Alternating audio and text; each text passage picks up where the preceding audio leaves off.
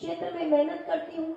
हमारे क्षेत्र के लोकप्रिय विधायक आदरणीय श्री विजेंद्र गुप्ता जी की टीम में रहकर किस प्रकार क्षेत्र का विकास भाई साहब ने कहा है, जिसमें आहुति छोटी सी मैंने भी डाली है, आप सबके सहयोग से डाली है। आगे भी मैंने हमेशा सेवा की है। कभी सोचा नहीं था, सच में मैंने नहीं सोचा था कि मुझे टिकट मिलेगी, लेकिन आज इस पार्टी ने जो कार्यकर्ता का सम्मान किया है, वो वास्तव में आज मेरे सभी परिवार के लोग यहाँ पर उपस्थित हैं और वो इस पार्टी के लिए नतमस्तक है कि किस प्रकार हमारे बीच की बच्ची को उठाकर उन्होंने एक प्रत्याशी के रूप में हमारे सम्मुख खड़ा किया है। मैं यही रहती हूँ, सब लोग मुझे बचपन से अपने आशीर्वाद देते आए हैं और उन आशीर्वादों का ये नतीजा है कि आज मैं आप लोगों के मध्य उपस्थित हूँ। मैंने हमेशा क्षेत्र की सेवा की है, आगे भी आप लोगों की बहन और बेटी बनकर इस क्षेत्र की सेवा करूंगी। कभी कभार मेरे सब आंटी भाभी यहाँ पर उपस्थित है, वो मेरे लिए चिंता करती है कि स्मिता, तुम समाज की सेवा इतनी करती हो, कभी अपने विषय में भी सोचो, तुमको भी अपना परिवार होना चाहिए और तुम भी अपने विषय में कुछ सोचो। तो मैं कहती हूँ कि आप सब मेरा परिवार हो, आप सब मेरा परिवार हो। बचपन से लेकर आज तक किसी छोटी चीज की कमी मुझे महसूस नहीं होने दी, तो आप सब मेरा परिवार हो, आगे भी आप ही मेरा परिवार रहेंगे।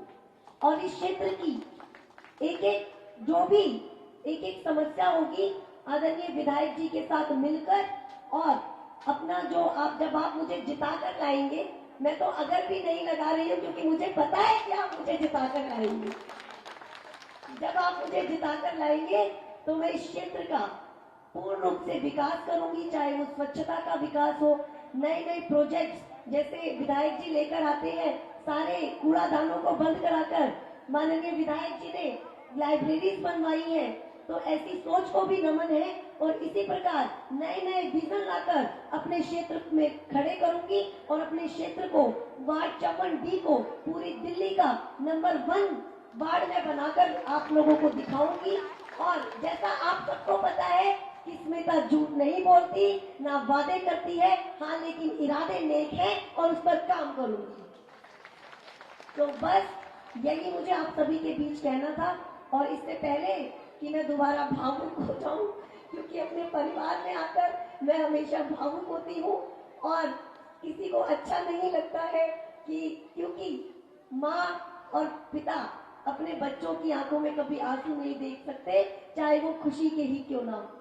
तो इसलिए आज मैं हंसते हंसते आप सभी को पुनः एक बारी आभार व्यक्त करती हूँ और जब एक बार मुझे आप जिताकर लाएंगे तो मामा जी पुनः मुझे आशीर्वाद देने इस मंच पर आएंगे। बहुत बहुत आभार, बहुत बहुत धन्यवाद।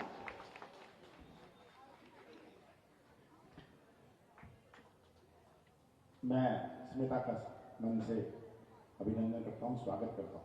2 बातें स्मिता ने कही, अगर नहीं लगाया, इसने कहा मैंने अगर नहीं लगाया, उसका मैं कारण बता देता हूँ आपको। यह अविवाहित है, अगर ये अविवाहित है तो यह इस क्षेत्र की बेटी है और हमारे शास्त्रों में, हमारे सनातन में यह मान्यता है कि बेटी को बिना मांगे सब कुछ दिया जाता है। तो हम ये प्रण ले, हाथ उठा करके प्रण ले कि हम अपनी इस बेटी को अधिकतम मतों से यहाँ से जिता करके भेजेंगे। सभी हाथ उठा करके प्रण लेंगे। यह हमारे इस क्षेत्र की बेटी है, हमारे इस क्षेत्र की बहन है। मैं आप सबका पुनः हृदय से अभिनंदन करता हूँ, स्वागत करता हूँ। और अब मैं आवाज दे रहा हूँ दिल्ली की उस महत्वपूर्ण आवाज को, रोहिणी के विकास की उस आवाज को, दिल्ली की आन बान शान श्री विजेंद्र गुप्ता जी, जो हमारे क्षेत्र के लिए दिल्ली के लोकप्रिय विधायक हैं। एक बार जोरदार तालियों से भाई साहब का अभिनंदन, स्वागत। हमारे बीच में उपस्थित परम आदरणीय मध्य प्रदेश के मुख्यमंत्री श्री शिवराज सिंह चौहान जी, शिवराज जी के बारे में कहने को इतना कुछ है कि 1 घंटा तो उसमें ही लग गया। शिवराज जी ने राजनीति में वो मापदंड सुनिश्चित किए हैं जो किसी भी भारतीय जनता पार्टी के कार्यकर्ता के लिए एक मिसाल हो सकती है, एक मार्ग हो सकता है। मुझे याद है 5 बार मुख्यमंत्री की शपथ लेने वाले शिवराज सिंह चौहान जी युवा दिनों से भारतीय जनता पार्टी के विद्यार्थी जीवन से संगठन से जुड़े, विचारधारा से जुड़े, संघ से जुड़े, और उन्होंने एक क्षेत्र बुधनी विधानसभा उसमें काम करना प्रारंभ किया। वो क्षेत्र भाजपा की दृष्टि से बहुत कमजोर था और वहां पर कहा जाता था कि यहां पर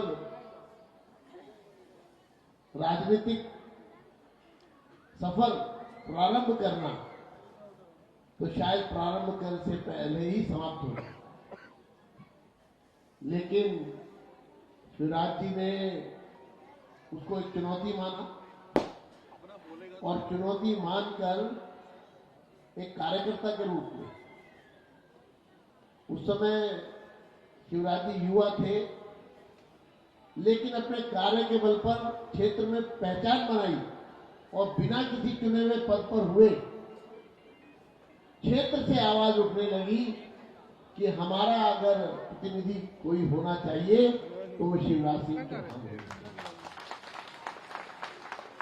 और उसके बाद पूरे देश ने देखा, भारतीय जनता पार्टी ने देखा कि जब बुधनी से पहली बार शिवराज जी चुने गए तो सबने दांतों तले उंगली लगा दी और उसके बाद पार्टी के विभिन्न पदों पे राष्ट्रीय अध्यक्ष रहे, हमारे युवा मोर्चा के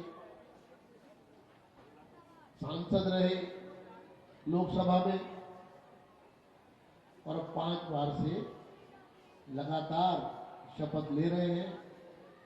और क्षेत्र की जनता, मध्य प्रदेश की जनता, मैं चुनाव में जाता हूं मध्य प्रदेश में, जब आदरणीय शिवराज जी चुनाव लड़ते हैं तो मेरी भी जिम्मेदारी लगती है मध्य प्रदेश में। मैं देखता हूं कि किस तरह लोग दीवाने हैं,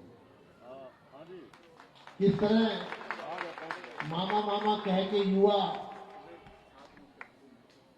शिवराज जी की गाड़ी के आसपास इकट्ठा हो जाते हैं, सभा में हाथ मिलाने के लिए, उनके सिर्फ एक स्माइल के लिए मामा मामा मामा। ऐसा लगता है कि वाकई एक अलग ही दृश्य है। मैं उनका आज रोहिणी की धरती पर हमारे बीच में आने पर मैं उनका बहुत बहुत अभिनंदन करता हूँ।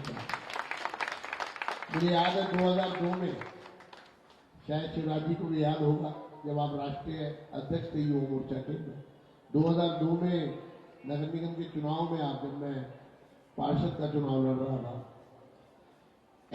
तो सेक्टर 7 में आपने एक सभा को संबोधित किया था 20 साल पहले रोहिणी में। और उस समय जो सीटें हम लोगों ने जीती थी, उस समय कुछ विपरीत परिस्थितियां थी। आपके आने के बाद प्रचार में अपना ओजस्वी वक्तव्य देने के बाद हमने वो सीट जीती और हम फिर से इस क्षेत्र के पार्षद बन पाए।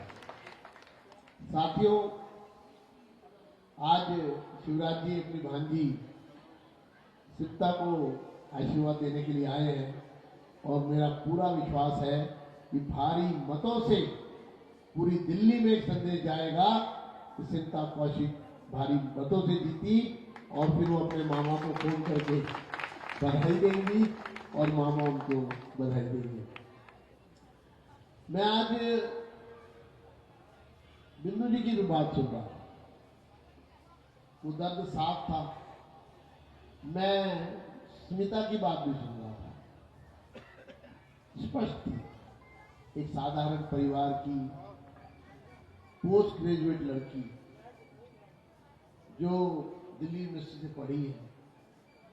समाज में जब महिला काम करने के लिए निकलती है तो बहुत सारी दिक्कतें हैं, लोग तरह तरह की बात करेंगे, जुबान तो किसी की नहीं पकड़ी है, डिस्करेज करते हैं। और लेकिन इन विपरीत परिस्थितियों में स्वयं को समाज के कार्य के प्रति समर्पित कर दें और इस सोच से नहीं कि मैं कुछ चुनाव लड़ूंगी, सोचा भी नहीं होगा इन्होंने तो कभी कि पार्टी मेरे को प्रत्याशी बनाएगी। लेकिन हाँ, कोविड आया तो 252 दिन खाना में हाहाकार मचा था साहब पूरा। अगर स्मिता कोविड में आपको मिली है तो एक बार जोरदार ताली बजाएं। आपके घर तक आपकी तकलीफ को दूर करने की कोशिश की है उसने आके, तो ताली बजाएं। एक सेवा भाव, पार्टी ने उसको समझा, पहचाना, देखा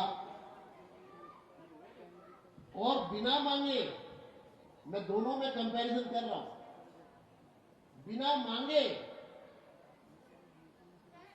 पार्टी ने स्मिता को आगे कर दिया।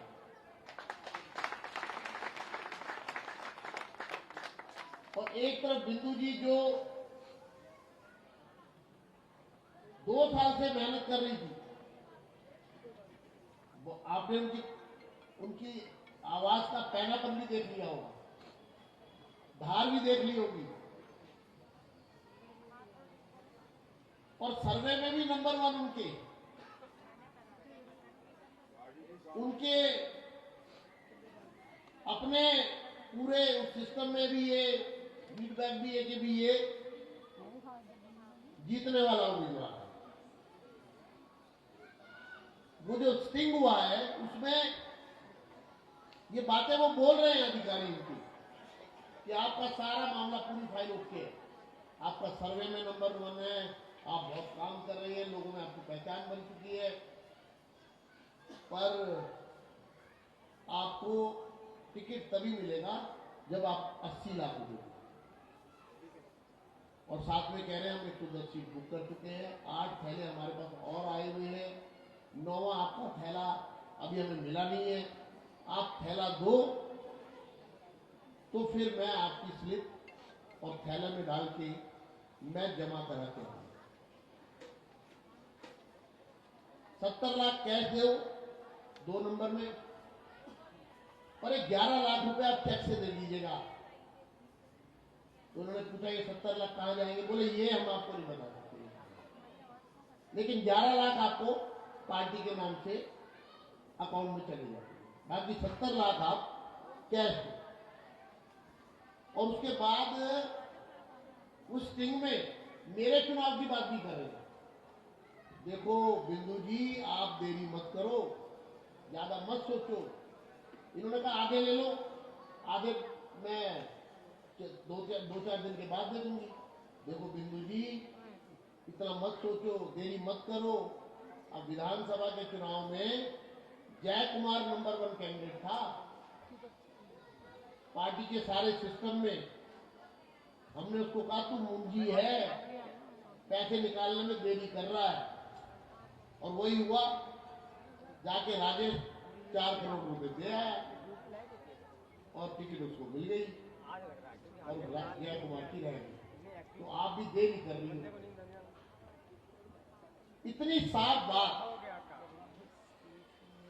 और जो पैसे देके टिकट लाएगा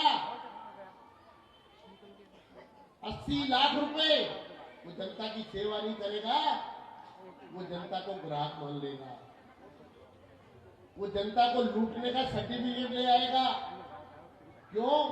क्योंकि 80 लाख रुपए लेके टिकट दी है, तो वो उसको कट्टर ईमानदार का लेबल तो लगा देगा, और ये नहीं कहेगा तू कट्टर ईमानदार है, तू कट्टर बेईमानी कर। क्योंकि आज देश में ईमानदारी का सर्टिफिकेट देने का, लेबल लगाने का काम तो सिर्फ केजरीवाल के पास है, कि वो जिसको ईमानदार बता देगा वो ईमानदार हो जाएगा, चाहे वो कितनी भी बेईमानी करे। साथियों, उसी दिन उनका एक विधायक पिटा, आज रात को हो जाएगा। रात को आपने टीवी पर देखा होगा, चैनल पर देखा होगा, सोशल मीडिया में देखा होगा, किसने मारा? उनके कार्यकर्ताओं ने मारा। आगे आगे विधायक है, पीछे पीछे टोपी पहने उनके कार्यकर्ता पकड़ो पकड़ो, और एक के हाथ आ गया, उसने मारा, फिर दूसरे के हाथ आ गया, उसने मारा, फिर वो गिर गया। और साथ बोल रहे हैं 90 लाख रुपए ले लिए, 90 लाख रुपए ले लिए, 90 लाख रुपए ले लिए। तो सिम निकलवाने का था इसके पास में नहीं। 2 विधायक पकड़े गए पैसों के साथ, रंगे हाथ, कौन हो जाएगा इसमें? वो भी आपको मालूम है। अब कितने उदाहरण दूं मैं? याद रहेगा आगे का बॉर्डर। भ्रष्टाचार से युक्त पार्टी है, सिर्फ एक ही काम है, ज्यादा से ज्यादा पैसे लो और भ्रष्टाचार करो। कोई दंगे करवा रहा है, एक इनका काउंसलर जेल में, वहां पर जमुना पार से, तारिक क्या नाम है उसका, ताहिर हुसैन अपने घर के छत पे अपने ही वोटर पे पेट्रोल बम बना के मारे गए, और कितने लोगों को उसने अपने मतदाताओं को ही मार दिया। मैं तो ऑलराउंडर हूँ। एक मंत्री जी जेल में पड़े, 6 महीने हो गए, जमानत तक नहीं मिल रही है, भ्रष्टाचार में बंद है। साथियों, भारतीय जनता पार्टी जिसके नेता नरेंद्र मोदी हैं, कोई सुई की नोक के बराबर भी हमारे नेता पर भ्रष्टाचार का आरोप है। आज हमारे विपक्षी मोदी जी को गालियां देते हैं। मोदी जी कहते हैं मैं 3 किलो गाली रोज खाता हूं। मेरी खेत का राज ये है कि मुझे 3 किलो गाली मिलती है रोज, लेकिन गाली देने वालों की भी इतनी हिम्मत नहीं है कि मोदी को ये कह दे ये भ्रष्टाचार। तरह तरह की गालियां देते हैं। उनको मालूम है मोदी की 0 टॉलरेंस है। कोविड में हम सब लोग बैठ सकते थे ऐसे। हमें गर्व है, हिंदुस्तान के नागरिकों को 200 करोड़ डोजेस फ्री अगर लगाने का काम किया है तो मोदी जी ने किया।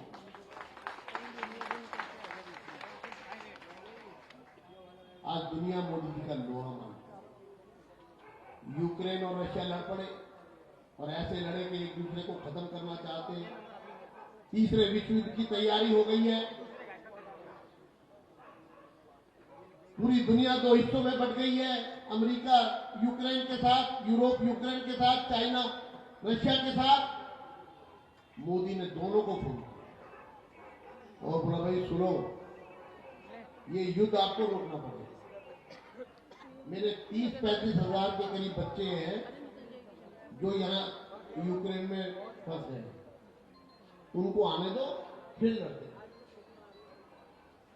जो आपस में लड़ रहे हैं, एक दूसरे पे बम फेंक रहे, एक दूसरे को मिटाने की कसम खाए हुए, कोई मौका नहीं चूक रहे कि उधर से अगर एक गोला कम आया तो 4 गोले मारने का मौका है। ऐसे में मोदी जी के कहने पे दोनों युद्ध रोक देते। ये है मेरा नया भारत,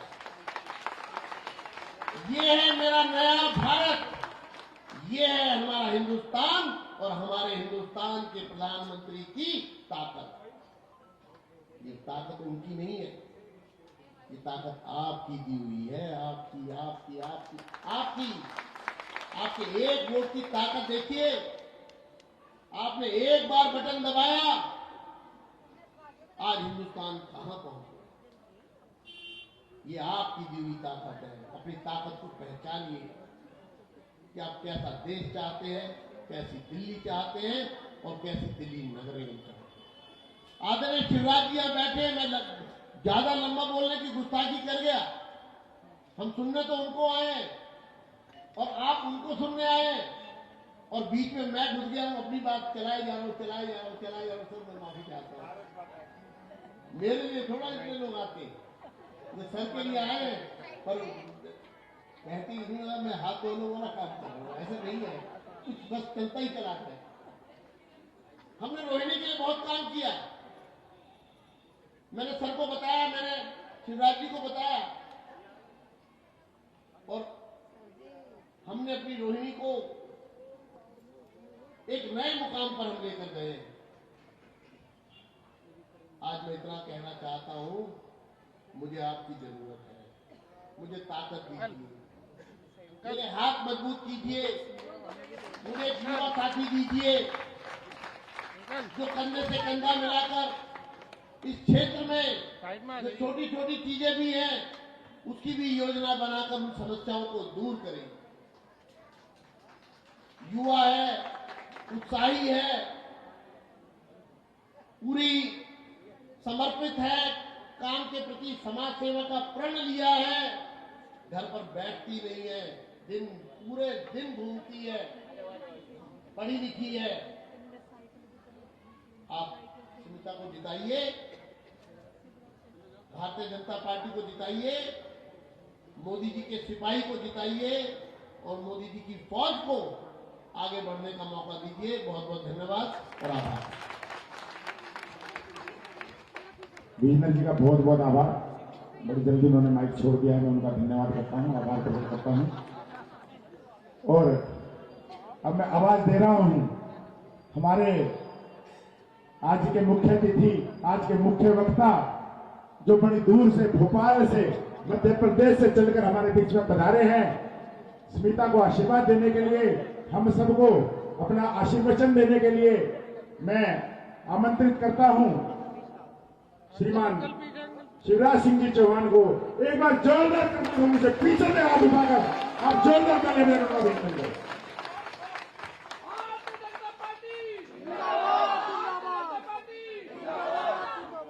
हमारे लोकप्रिय नेता, रोहिणी के विकास पुरुष, भाजपा के अपराजेय योद्धा आदरणीय श्रीमान विजेंद्र गुप्ता जी और उनके नेतृत्व में आप भी आगे बढ़ेंगे, दिल्ली भी आगे बढ़ेगी। मेरी लाडली भांजी, और मैं खुले हृदय से आशीर्वाद दे रहा हूं, विजयी भाव, यशस्वी भाव। और ये कह रहा हूं, अंतरात्मा से कह रहा हूं। बेटी स्मिता जी, आदरणीय नरेंद्र मलिक जी, संजय जी, नरेंद्र गुप्ता जी, कनिका जी, दीपक जी, कवि महोदय, हमारी मध्य प्रदेश की बेटी, वैसे तो भारत की बेटी, हम सब भारत माँ के लाल, भेदभाव के कहां सवाल। और सचमुच में मुझे गर्व है, मध्य प्रदेश की 8.5 करोड़ जनता को गर्व है। ईमानदारी से मेहनत की तो ईमानदारी से टिकट चाहती थी, अगर बेईमानी की तो उनके असली चेहरे सामने लाके रख दिए हमारी बेटी बिंदु ने। ताली बजा के बिंदु का भी आप स्वागत कीजिए। अरविंद जी, उपस्थित मेरे बहनों, मेरे भाइयों, मेरे भांजे भांजियों, दोनों हाथ जोड़ के आप सबको प्रणाम करता हूं, आप सबको नमस्कार करता हूं। सबसे पहले मैं मध्य प्रदेश की 8.5 करोड़ जनता की ओर से आप सबको शुभकामनाएं देता हूं। आप सब सुखी हो, आप सब निरोग हो, आपका मंगल हो, आपका कल्याण हो, ईश्वर आप पर कृपा की वर्षा करे। खाली हाथ नहीं आया, मध्य प्रदेश की जनता का आशीर्वाद लेके आया। लेकिन एक बात और कह रहा हूं, केजरीवाल के रहते हुए आप सुखी नहीं रह सकते। मैं तो सुन के हैरान हूं,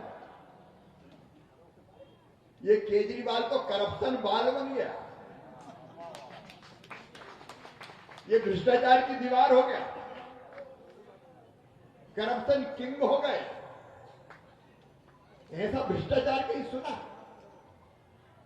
कहती शर्म आती है। देश के माथे की बिंदी दिल्ली है, देश का गौरव और सम्मान दिल्ली है, और दिल्ली के मुख्यमंत्री की पार्टी, रोज सुनते हैं, हैरत होती है। एक जेल में मसाज करा रहा है मंत्री, दूसरा मसाज करके जेल जाने की तैयारी कर रहा है। रोज खबरें आ रही, और जब ये सुनते हैं तो सिर शर्म से झुक जाता है। क्या किसी पार्टी को टिकट के पैसे लेना चाहिए? क्या कोई पार्टी टिकट लेके पैसे देगी तो जिससे पैसे लेगी वो ईमानदारी से काम करेगा? ये भ्रष्टाचार की नींव में ही करप्शन अगर कोई डाल रहे हैं तो आप पार्टी वाले डाल रहे हैं बहनों और भाइयों, आप वाले आगे आ जाओ। ये तो सबको धोखा देने वाले हैं। अपने गुरु को धोखा दे दिया, अन्ना हजारे जी को बिठा दिया और उनकी पूरी कमाई खा गए, पुण्याई, उनकी जो पूरी पुण्याई थी वो खा गए। किस किस को धोखा दिया है? ये बच्चों की झूठी कसम खा जाते हैं। ठीक है मैं जा रहा हूँ, पहुंच रहा हूँ। अभी हमारे कवि महोदय बैठे, ठीक है बस पहुंच रहा हूँ। ये तो कवियों को भी धोखा देते हैं। कौन है ऐसा जिसको छोड़ा? और इससे आज मैं निवेदन करने आया, आपकी सच्चाई को समझिए मेरे बहनों और भाइयों। ये आप दिल्ली को तबाह और बर्बाद कर देंगे। झूठे वादे, झूठी कस्में, जो मांगोगे वही मिलेगा। और प्रचार तो ऐसा है कि बताओ, अब मध्य प्रदेश का मुख्यमंत्री मैं इतने सालों से हूं, मैंने तो दिल्ली के अखबार में कभी फ्रंट पेज पे अपना फोटो खिंचवा के लिखा कि मैंने फलाना काम कर दिया। भाई मध्य प्रदेश को पता देंगे। इनके दो मुख्यमंत्री हैं, केजरीवाल और एक पंजाब वाले।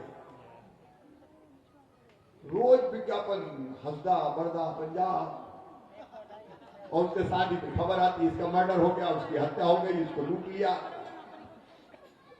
हंसदा बरदा। और केजरीवाल बाबा रोज मध्य प्रदेश में देख देख के थक गए, हम तो फ्रंट पेज पे फोटो, फ्रंट पेज पे फोटो। अरे तुम्हें देखा था तो दिल्ली में फोटो छापो, मध्य प्रदेश में क्या कुछ छाप रहे हैं? कई बार तो काम करते हैं 20 लाख के, विज्ञापन दे देते हैं 50 लाख। सरकार का खजाना विज्ञापन में जा रहा है। जो पैसा आपके विकास में लगना चाहिए वो टीवी चैनल, अखबार के फ्रंट पेज, उसी में नहीं। एक तरफ देखिए नरेंद्र मोदी, अभी विजेंद्र भाई बता रहे थे, मैं भी बहुत विस्तार में नहीं जाऊंगा, लेकिन मैं पहले भी 2014 के पहले भी मुख्यमंत्री था। उस समय मेरे बहन और भाई दुनिया में जाते थे तो भारत का मान, भारत का सम्मान कहीं नहीं होता था, चारों तरफ करप्शन की चर्चा होते थे। उस जमाने के प्रधानमंत्री, उस समय की सरकारें कांग्रेस को भ्रष्टाचार की बलि चढ़ाती थी और उसमें कोई मान सम्मान नहीं था। अगर हम कहते थे आओ इधर, हम इंडिया से आए हैं, मध्य प्रदेश में इन्वेस्टमेंट करो, अरे बोले सिवाय दलाली के वहां होता क्या, भ्रष्टाचार के अलावा वहां होता क्या? राज जब दुनिया के किसी कोने में जाते तो केवल भारतवासी नहीं, एनआरआई नहीं, दुनिया कहती है मोदी मोदी, अब तो पुतिन भी कहते हैं मोदी मोदी, बाइडेन भी कहते हैं मोदी मोदी। और आप देखो होड़ लगी रहती है बताने में कि हम मोदी के करीब है, हम भारत के करीब है। ऐसा प्रधानमंत्री कभी देखा? इससे भी काम पूरे देश का निकालते हैं, उससे भी काम पूरे देश का निकालते हैं।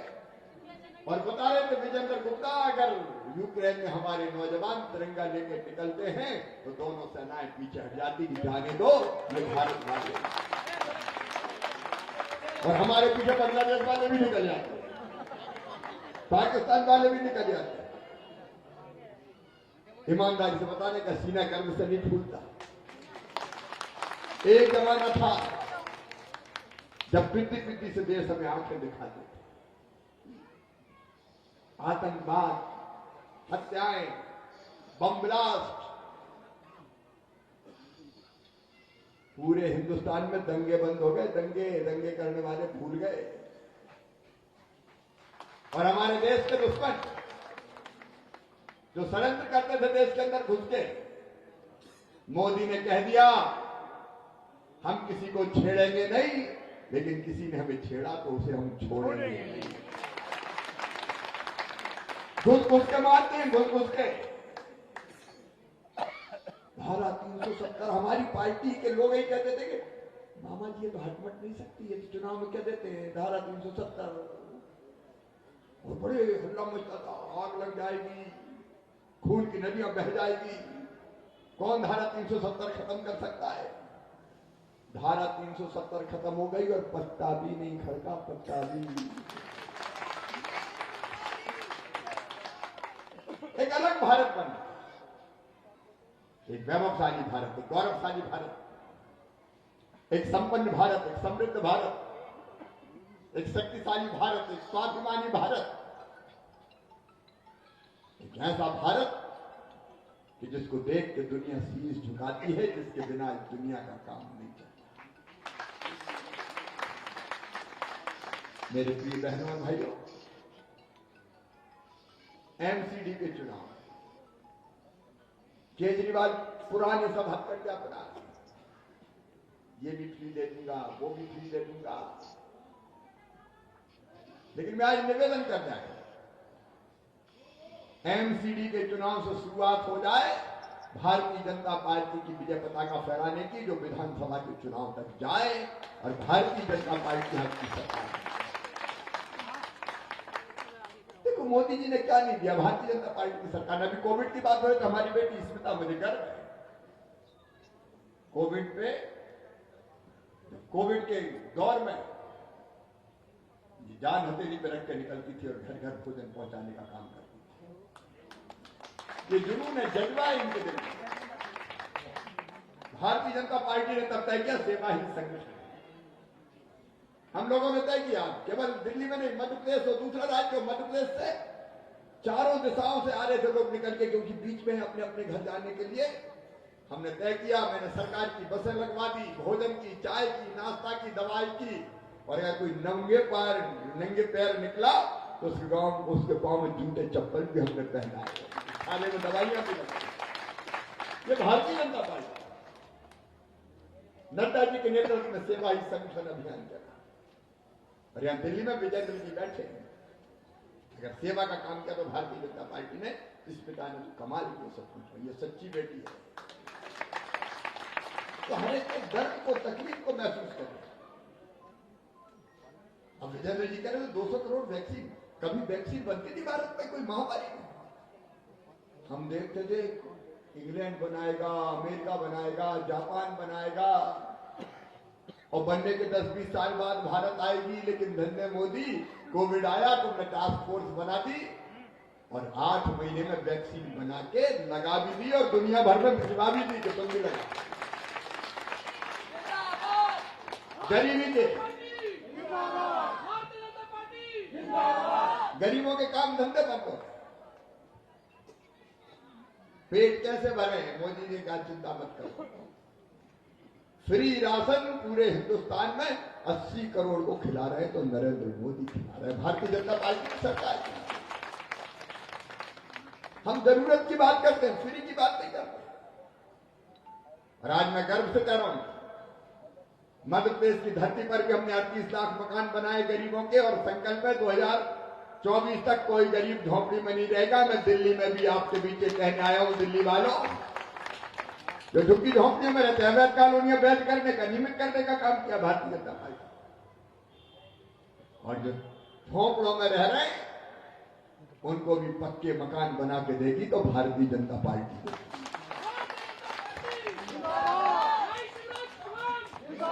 रोटी, कपड़ा, मकान, पढ़ाई, दवाई, आयुष्मान भारत, बीमार अगर हो जाए तो 5 लाख रुपए तक का फ्री इलाज प्राइवेट अस्पतालों में भी देने की व्यवस्था की तो भारतीय जनता पार्टी ने। बच्चों की पढ़ाई, हमें तो अभी देख रहा था, बीजेपी ने कहा कि मेधावी बच्चे 5वीं में जो होंगे उनको वो साइकिल से जाएंगे, और मेधावी बेटियों को गुजरात में हमने स्कूटी देने का भी ऐलान किया है। शिक्षा दीक्षा में कोई कसर नहीं छोड़ेंगे। बेटियां मध्य प्रदेश में तो लाडली लक्ष्मी हम कहते हैं। और हमने इसलिए शुरू किया कि एक जब दौर था जब बेटे ज्यादा पैदा हो रहे थे, बेटियां कम पैदा हो रही थी। मध्य प्रदेश में 1000 बेटों पे 912 बेटियां पैदा होती थी। तब हमने संकल्प लिया कि बेटी को अभिशाप नहीं बनने देंगे, बेटी को वरदान बनाएंगे और हम लाड़ली लक्ष्मी योजना लेके आए। अब हमने कहा मध्य प्रदेश की धरती पर अगर कोई बेटी पैदा होगी तो बेटी के पैदा होते ही उसके नाम से बचत पत्र खरीद कर रख देंगे सरकारी खजाने से, और वो 5वीं पास करके 6वीं में जाएगी तो 2000, 8वीं पास करके 9वीं में जाएगी तो 4000, 10वीं पास करके 11वीं में जाएगी तो 6000, फिर 11वीं 12वीं में 6,000 और जैसे 21 साल की होगी तो फिर 1,18,000 रुपया मिल जाएंगे। मध्य प्रदेश की धरती पर मेरा संकल्प था बेटी लखपति ही पैदा होगी।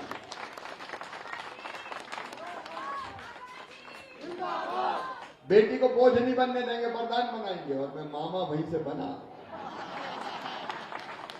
मुझे पहले बेटियों ने मामा कहना शुरू किया। अच्छा, मैं इतना आनंदित हो जाता हूँ।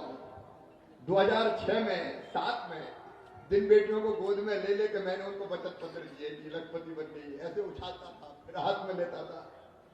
आज मेरी वो बेटियां कॉलेज में एडमिशन ले रही है, कॉलेज में।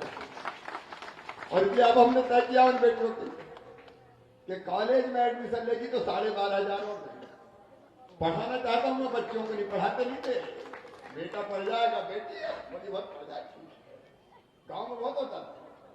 और ये भी तय कर दिया medical college, engineering college, IIT, IIM, law college, कहीं भी एडमिशन हुआ, सरकारी में हुआ चाहे प्राइवेट में हुआ, तो फीस चाहे 10-20 लाख रुपया साल भी हो, वो फीस उनके मम्मी पापा नहीं भरवाएंगे, उनका मामा भरवाएगा। भारतीय जनता पार्टी की सरकार है।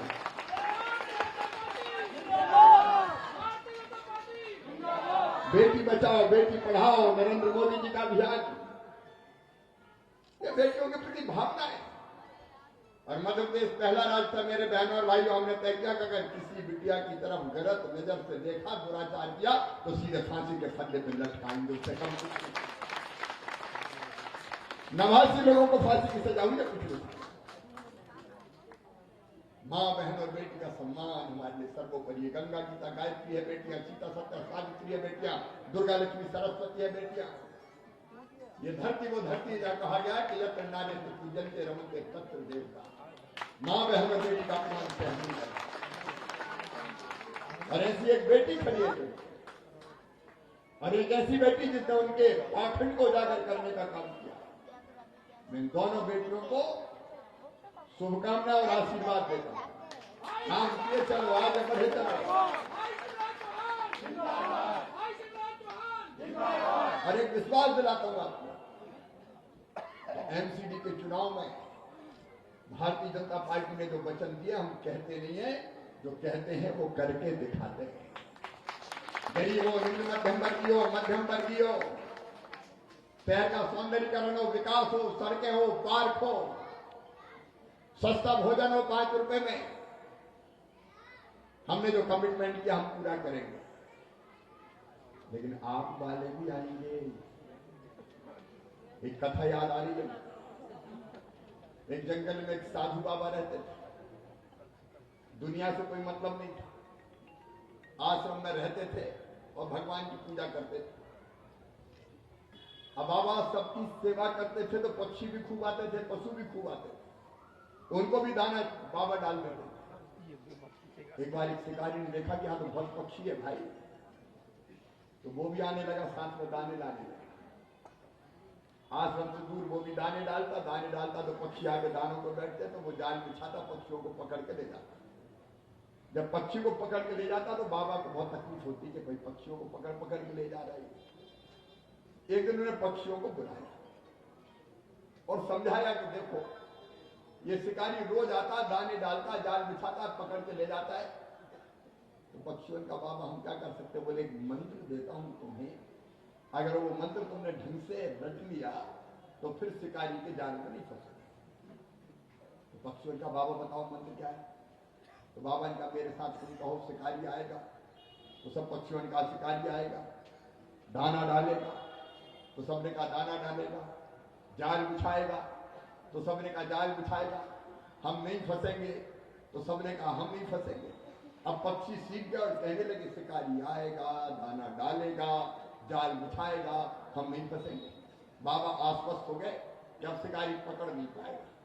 दूसरे दिन शिकारी आया, शिकारी लेके पक्षी के लाए, शिकारी आएगा, दाना डालेगा, जाल बिछाएगा, हम नहीं फंसेंगे। शिकारी ने सोचा अब दाल गलेगी, लेकिन फिर सोचा ट्राई करके तो देखूंगा, और ये सोचकर दाने डाले। जैसे ही दाने डाले, पक्षियों ने दानों को देखा और दानों की तरफ बढ़ने लगे, और बढ़ते बढ़ते कहने लगे शिकारी आएगा, दाना डालेगा, जाल बिछाएगा, हम नहीं फंसेंगे। और कहते कहते दानों पे जाके बैठ गए। जैसे ही दाना चुगने हुए तो शिकारी ने फिर अपना जाल फेंक दिया, सारे पक्षी जाल में फंस गए। और शिकारी जब पक्षियों को जाल में फंसा के पकड़ के ले जा रहा था तो जाल में फड़फड़ा के पक्षी कह रहे थे शिकारी आएगा, दाना डालेगा, जाल बिछाएगा, हम नहीं फंसेंगे। मैं रोनी वालों से कहने आया हूँ केजरीवाल आएगा, दाना डालेगा, जाल बिछाएगा, फंसोगे तो नहीं रोनी वालों? फंसना नहीं है, इसकी सच्चाई समझ जाए। ये बहुत मायावी है, रूप बदल बदल के आता, रूप बदल बदल के। और इसलिए इनसे सावधान रहना है। और आप सबसे मैं निवेदन कर रहा हूँ, हमसे कोई चूक ना हो जाए। सचमुच में मैं स्मिता को पहले नहीं जानता था, लेकिन जब से इसके बारे में सुना है मुझे गर्व होता है। और स्मिता, विजेंद्र भाई आपके साथ, विजेंद्र जी यहाँ के विधायक हैं, यशस्वी नेता, 1 और 1 11 होंगे विकास के लिए।